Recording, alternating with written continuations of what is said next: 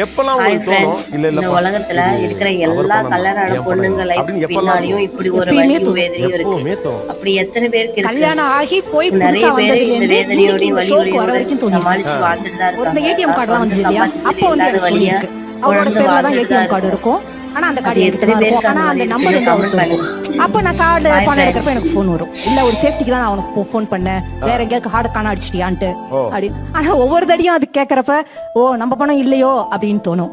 எனக்கு வந்து வெள்ளி கொலுசு போடணும்னு ரொம்ப ஆசையா இருக்கும். ஒரு நாள் தெரியாம வெள்ளி கொலுசு எடுத்துட்டேன் சர்ப்ரைஸா.